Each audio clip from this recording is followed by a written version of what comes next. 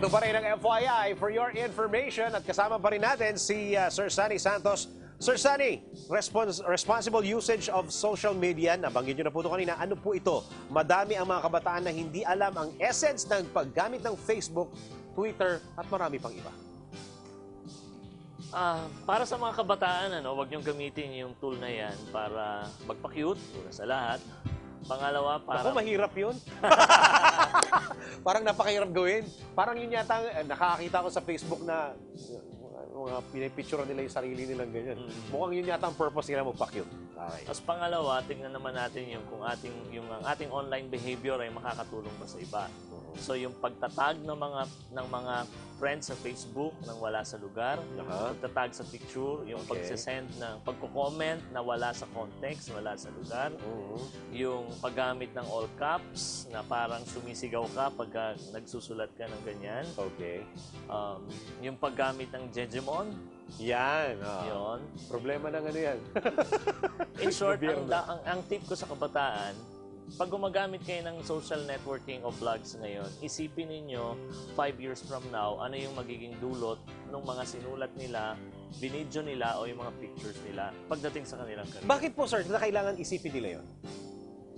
Pagka-graduate nila, ako bilang isang HR practitioner, pag may nag-apply sa akin, nakuha ko yung email address, normal sa HR na nagkakandak ng background investigation.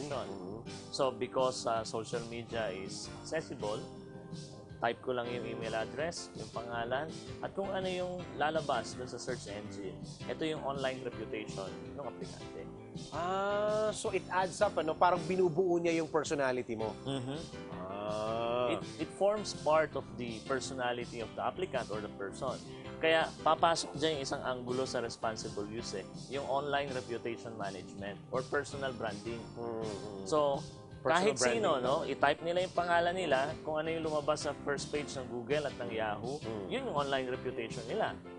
So, kung hindi ka kilala at nag-a-apply ka ng trabaho o kaya you want to enter into business partnership at gustong i-background check ka nung the other party, kung ano yung lalabas dun sa first 2 pages, that's you as far as they are concerned. Naku, paano pag nangailangan ng isang malaking kumpanya, isang disenteng kumpanya, tapos nung tinype yung pangalan mo dun sa internet, lumabas sa mga picture mo, naka-bathing suit ka. Totoo, may nangyari pong gano'n. Medyo mag-iisip na siguro yung pinag-a-applyan mo, na kahit na ang ganda-ganda na itsura mo nung nag-apply ka, pero nung tinype sa internet yung pangalan mo, gano'n na lumabas. May isang kwento. Nagbebenta ng sasakyan, ginagamit niya yung multiply site niya to sell cars. Alright? Kaya lang, pinaghalo niya yung personal sa trabaho. Lahat ng mga Boracay and beach trips niya, ando doon yung lahat ng pictures. Okay. So, nung may mga nag-i-inquire sa kanya, hindi lang yung tungkol sa kotse, kundi pati tungkol sa kanya. So, in short, hindi lang kotse yung gustong bilhin, pati yung pagkatao niya because of what they saw on the social networking site. Wow! Naku, medyo na-open siguro ang inyong mga mind, lalong-lalo na yung mga gumagamit ng Facebook. Huwag masyadong information. At saka kung saan kayo napupunta, huwag kayo picture ng picture. Ayan. Mula yan kay Sir Sunny Santos. Maraming salamat, Sir Sunny. Salamat, sir. At yan pa rin ang kailangan nyo malaman sa FYI. For your information, Dennis Antenor Jr. po.